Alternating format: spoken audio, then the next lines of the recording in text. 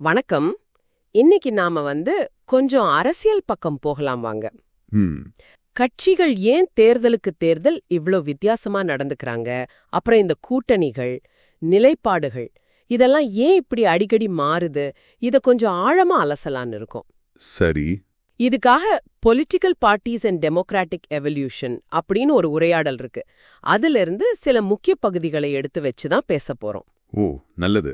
நம்ம நோக்கம் என்னன்னா சிம்பிள் தான். இந்த கட்சிகளோட செயல்பாடுகளுக்கு பின்னாடி என்ன இருக்கு, இதுக்கும் நம்ம ஜனநாயகத்தோட வளர்ச்சிக்கும் என்ன சம்பந்தம், இத புரிஞ்சுக்கிறது தான். கரெக்ட். நீங்க அரசியலை ஃபாலோ பண்றவரா இருக்கலாம், இல்ல சும்மா ஜனநாயகம் எப்படி வேலை செய்யுதுன்னு தெரிஞ்சுக்க ஆர்வமா இருக்கலாம். யாருக்கா இருந்தாலும் இது கொஞ்சம் யோசிக்க வைக்கும்னு நினைக்கிறேன். சரி, ஆரம்பிக்கலாமா? நிச்சயமா. முதல்ல இந்த உரையாடல்ல ஸ்டார்டிங் பாயிண்டே இந்த கூட்டணி விவகாரம் தான். தேர்தல் வந்தாலே போதும். ஆமா, பயங்கரமா சூடு பிடிச்சிரும் இல்லையா? அதேதான். அரசியலில் கட்சி கூட்டணி விவகாரம் தற்பொழுது சூடு பிடித்துள்ளவை போல் தெரிகின்றதுன்னு அதுல சொல்றாங்க. ஏன் இது இவ்ளோ முக்கியமா இருக்கு? ஒவ்வொரு தடவையும் இதே கதை தானே. இதுல ஒரு சுவாரஸ்யமான விஷயம் என்னன்னா, கட்சிகளோட அடிப்படை நோக்கம்தான்.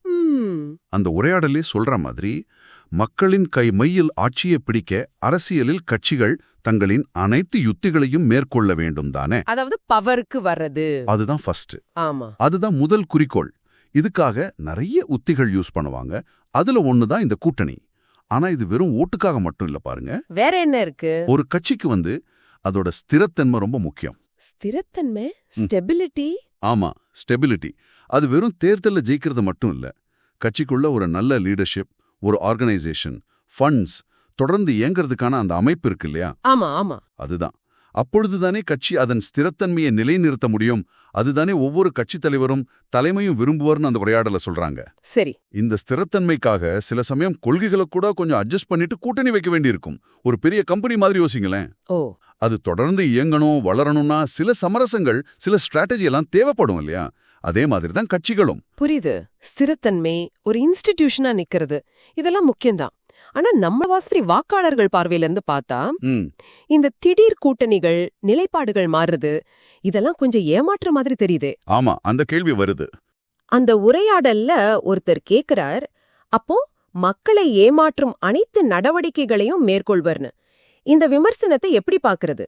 நிஜமாவே ஏமாத்துறாங்களா, இல்ல நாம தப்பா புரிஞ்சுக்கிறோமா? இது ரொம்ப முக்கியமான கேள்வி, கொஞ்சம் சிக்கலானதும் கூட. அந்த உரையாடலே இதுக்கு ஒரு வேற ஆங்கிள் கொடுக்குது பாருங்க. அப்படியா? என்ன சொல்றாங்க? அதுல மக்களை ஏமாற்றுவது என்பது வேறு, ஒரு கட்சி தனது ஸ்திரத்தன்மையை நிலைநாட்டுவது என்பது வேறுன்னு ஒரு ஆர்குமெண்ட் வருது. ஓ, ரெண்டு ஒண்ணு இல்லைன்னு சொல்றாங்களா? ஆமா, அதாவது ஒரு கட்சி தன்னை நிலைநிறுத்திக்க, வளர்த்துக்க செய்யற விஷயங்களை நேரடியா மக்களை ஏமாத்துறாங்கன்னு சொல்லிட முடியாதுன்னு ஒரு பார்வை. சரி. குறிப்பா கொஞ்சம் டெவலப்பான டெமோக்ரஸிஸ்ல கட்சிகள் வேணும்னே மக்களை ஏமாத்தி ஓட்டு வாங்குறது கஷ்டம்னு அதுல சொல்றாங்க. பொதுவாகவே ஜனநாயக நாட்டில் ஒரு கட்சி மக்களை ஏமாற்றி ஓட்டுகளை வாங்குகின்றனர் என்பது பழுத்த ஜனநாயக நாட்டில் நடக்க முடியாத ஒன்றாகும்னு வருது. அப்பா அவங்க என்னதான் பண்றாங்க? அவங்களோட முக்கிய கவனம் அந்த உரையாடல் படி பொதுமக்களை ஏமாத்துறதை விட தங்களின் வாக்காளர்களாக, தங்களின் கட்சியின் தொண்டர்களாக வைத்துக் கொள்ளவே அனைத்து கட்சிகளும் ஒவ்வொரு யுக்தியை தன்னுள்ளே வைத்திருக்கும். ஓஹோ, அப்ப பொதுமக்களை விட தன் கட்சி ஆட்களை, தன் சப்போர்ட் பேஸ திருப்திப்படுத்துறது, அவங்கள கூட வச்சுக்கிறது, அதுதான் முக்கியமா? ஆமா, அந்த உரையாடல் அந்த மாதிரி தான் போகுது.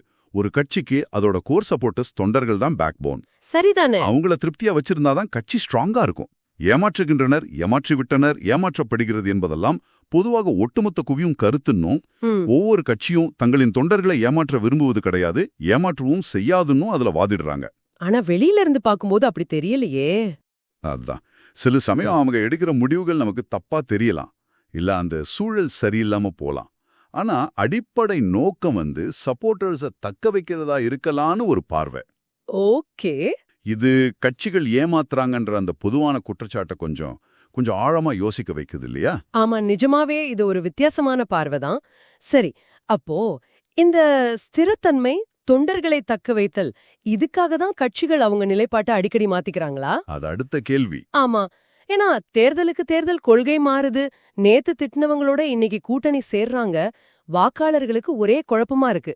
அந்த உரையாடல்லையும் அரசியல் கட்சிகளின் நிலைப்பாடு தேர்தலுக்கு தேர்தல் மாறிக்கொண்டே வருகின்றதேன்னு கேக்குறாங்க. இதுக்கு என்ன காரணம் சொல்றாங்க? இது வெறும் சந்தர்ப்பவாதமா இல்ல வேற ஏதாவது ஆழமான காரணம் இருக்கா? இங்கேதான் அந்த உரையாடல் கொஞ்சம் டீப்பா போகுது.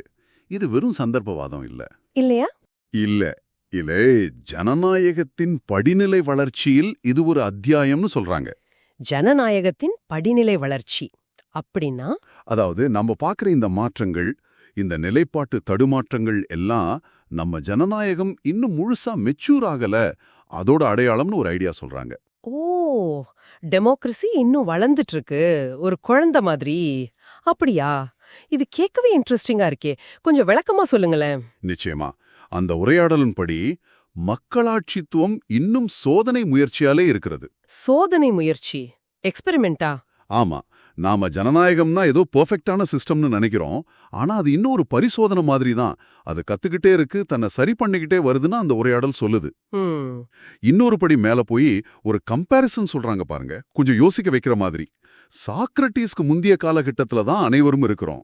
என்னது, சாக்ரட்டிஸ்க்கு முன்னாடியா? அந்த கிரீக் பிலாசபர் வர்றதுக்கு முன்னாடி இருந்த காலம் மாதிரி இப்ப இருக்குமா? ஆமா. அப்படின்னா நம்ம ஜனநாயகம் தத்துவ ரீதியாவும் சரி, அமைப்பு ரீதியாவும் சரி, இன்னொரு ஆரம்ப நிலையில கொஞ்சம் குழப்பமான நிலையில இருக்குன்னு சொல்றாங்களா? இது இது கொஞ்சம் ஷாக்கிங்கா இருக்கே. ஆமா, அந்த ஒப்பீடு அந்த மாதிரி ஒரு அர்த்தத்தை கொடுக்குது. எப்படி சாக்ரட்டிஸ்க்கு முன்னாடி பலவிதமான சிந்தனைகள், முழுமையடையாத தத்துவங்கள் இருந்துச்சோ, அது மாதிரி ஜனநாயகமும் இன்னும் அதோட ஃபண்டமெண்டல்ஸ்ல சிலதை தேடிக்கிட்டு இருக்கு, தன்னைத்தானே செதுக்கிக்கிட்டு இருக்குன்னு ஒரு பார்வை. சரி. இப்போ இத கட்சிகளோட நிலப்பாட்டு மாற்றத்தோட கனெக்ட் பண்ணி பாருங்க. அந்த உரையாடல் சொல்ற மாதிரி ஆட்சி அதிகாரத்தை மட்டும் கைப்பற்ற நினைக்கும் அரசியல் கட்சிகள் தங்களை ஸ்திரப்படுத்திக் கொள்ள, வளப்படுத்திக் கொள்ள நிறுவனமாகி போவதால் தங்களின் நிலைப்பாட்டினை அடிக்கடி மாற்றிக்கொண்டே வருகின்றது. இதுல அந்த நிறுவனமாகி போவதால், இன்ஸ்டிடியூஷனலைசிங், அது முக்கியமா? ரொம்ப முக்கியம். கட்சிகள் வெறும் கொள்கை பேசுற குழுவா இல்லாம தங்களை ஒரு பெரிய அமைப்பா, ஒரு நிறுவனமா மாத்திக்க பாக்குறாங்க. ஓகே. ஒரு ஸ்டார்ட் அப் எப்படி பெரிய கார்ப்பரேஷனா மாறும்போது அதோட ஃபோக்கஸ் எல்லாம் லாபம், வளர்ச்சி, மார்க்கெட்ல நிக்கிறதுன்னு மாறுதோ, ஆமா, அதே மாதிரி கட்சிகளுக்கும் அதிகாரத்தை பிடிக்கிறது, கட்சியை ஸ்திரமா வச்சுக்கிறது, வளர்க்கிறது, இதெல்லாம் முக்கியமாகிடுது. அப்ப கொள்கைகளை விட இதுக்கு முக்கியத்துவம் போகுதா? போகலாம். இந்த நிறுவனமா மாறுகிற போக்குல சூழ்நிலைக்கு ஏத்த மாதிரி நிலைப்பாடுகளை மாத்திக்கிறது ஒரு அவசியமா கூட தெரியலாம். இது ஜனநாயகம் இன்னும் ஒரு சோதனை முயற்சியா இருக்கிறதோட விளைவா இருக்கலாம். கட்சியின் சர்வைவல், ஸ்டெபிலிட்டி, இதுக்கு அதிக முக்கியத்துவம் கொடுக்கப்படலாம். கட்சிகள் இப்படி அடிக்கடி நிலைப்பாட்டை மாத்துறதுக்கு காரணம் அவங்க ஏதோ செட்டவங்கன்றது மட்டும் இல்லாம இன்னும் முழுசா வளராத ஒரு டெமோக்ராட்டிக் சிஸ்டம்ல தங்களை ஒரு ஸ்டேபிள் ஃபோர்ஸா நிலைநிறுத்திக்க போராடுறதோட வெளிப்பாடாவும் இருக்கலான்னு இந்த உரையாடல் சொல்லுது. ஆமா, அந்த மாதிரி ஒரு புரிதலுக்கு இது வழிவகுக்குது. இது நாம வழக்கமா பாலிடிக்ஸ பாக்குற விதத்துல இருந்து கொஞ்சம் வேற மாதிரி இருக்கு. நீங்க இதை கேட்கும்போது ஒரு வாக்காளரா உங்களுக்கு என்ன தோணுது? ஜனநாயகம் இன்னும் ஒரு சோதனை முயற்சிதான்ற இந்த கருத்து உங்களுக்கு ஓகேவா இருக்கா? இப்படி பார்க்கும்போது கட்சிகளோட செயல்பாடுகள் வேற மாதிரி தெரியுதா? கண்டிப்பா. இது நம்மளை யோசிக்க வைக்குது பாருங்க. இந்த உரையாடல் ஒரு முக்கியமான கேள்வி எழுப்புதுன்னு நான் நினைக்கிறேன். என்ன கேள்வி? அதாவது, ஒரு பக்கம் கட்சிகளுக்கு அவங்க ஸ்திரத்தன்மை, அதிகாரம் இதெல்லாம் முக்கியம், அது அவங்க சர்வைவலுக்கு தேவை. சரி. இன்னொரு பக்கம் மக்களோட உண்மையான தேவைகள், அவங்களுக்கான ரெப்ரசன்டேஷன் இருக்கு. ஆமா. இது ரெண்டுக்கும் நடுவுல அந்த பேலன்ஸ், அந்த சரியான சமநிலையை எப்படி கொண்டு வர்றது? கட்சிகள் அவங்க ஸ்திரத்தன்மைக்கு அதிக கவனம் கொடுக்கும்போது அது மக்களோட பிரதிநிதித்துவத்தை பாதிக்குதா, இல்ல ஸ்திரமான கட்சிகளால தான் மக்களுக்கு நல்லா சேவை செய்ய முடியுமா? இதுதான் இங்க இருக்கிற பெரிய சவால். ரொம்ப ரொம்ப கரெக்டான கேள்வி. சரி, இவ்ளோ நேரம் நாம பேசுனதை வச்சு இந்த உரையாடல்ல இருந்து நமக்கு கிடைச்ச முக்கியமான விஷயங்கள் என்னென்னு ஒரு தடவை தொகுத்து பார்க்கலாமா? பார்க்கலாம். 1. அரசியல் கட்சிகள் இயல்பாவே தங்களை நிலை இருத்திக்க ஸ்டேபிளா இருக்க முயற்சி பண்றாங்க. இதுக்காக கூட்டணிகள் உட்பட பல உத்திகளை பயன்படுத்துறாங்க. இது அவங்க நேச்சர். சரி. 2. கட்சிகள் மக்களை ஏமாத்துறாங்கன்னு நாம சொல்றது கொஞ்சம் சிம்பிளிஃபை பண்ணின பார்வையா இருக்கலாம். அந்த உரையாடல் சொல்ற மாதிரி கட்சிகள் பெரும்பாலும் தங்களோட சப்போர்ட் பேஸ, அதாவது தொண்டர்களை தக்க வைக்க தான் முயற்சி பண்றாங்க. ஆமா, அவங்க செயல்களுக்கு பின்னாடி இந்த உள்நோக்கம் இருக்கலாம். இது ஏமாற்றுதல் குற்றச்சாட்டை வேற மாதிரி பார்க்க வைக்குது. கரெக்ட். 3. இதுதான் எனக்கு ரொம்ப முக்கியமா படுது. கட்சிகளோட நிலைப்பாடு அடிக்கடி மாறுறதுக்கு காரணம் நம்ம ஜனநாயகம் இன்னும் வளர்ந்துட்டு இருக்கு, ஒரு சோதனை முயற்சி நிலையில இருக்கு. அதே சமயம் கட்சிகளும் வெறும் இயக்கங்களா இல்லாம தங்கள பெரிய நிறுவனங்களா மாத்திக்க முயற்சி பண்றாங்க. ஆமா, ஆட்சி அதிகாரத்தை பிடிக்கிறது, கட்சியை வலுவுபடுத்துறது இது முக்கியமாகும்போது நிலைப்பாடுகள் கொஞ்சம் ஃப்ளெக்சிபிளா மாற வேண்டிய தேவை ஏற்படலாம். அப்போ சுருக்கமா சொன்னா ஜனநாயகமும் சரி, அதை இயக்குற அரசியல் கட்சிகளும் சரி, ரெண்டுமே இன்னும் முழுசா ஃபார்ம் ஆன அப்படியே நின்னு போன சிஸ்டம்ஸ் இல்ல. அது தொடர்ந்து மாறிக்கிட்டே இருக்கு, எவால்வ் ஆகிட்டே இருக்கு. நாம பாக்குற பல பிரச்சனைகள், முரண்பாடுகள் எல்லாம் இந்த பரிணாம வளர்ச்சியோட ஒரு பகுதிதான்னு கூட சொல்லலாம். இதுக்காக கட்சிகளை விமர்சிக்கவே கூடாதுன்னு அர்த்தம் அல்ல.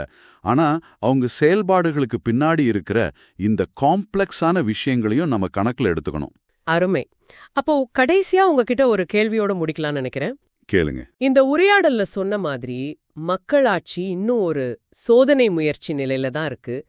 கட்சிகளும் தங்களை நிறுவனமா நிலைநிறுத்திக்கிறதுல அதிக கவனம் செலுத்துறாங்கன்னா, குடிமக்களாகிய நமக்கு கிடைக்கிற பிரதிநிதித்துவத்தோட தரம் எப்படி இருக்கும்?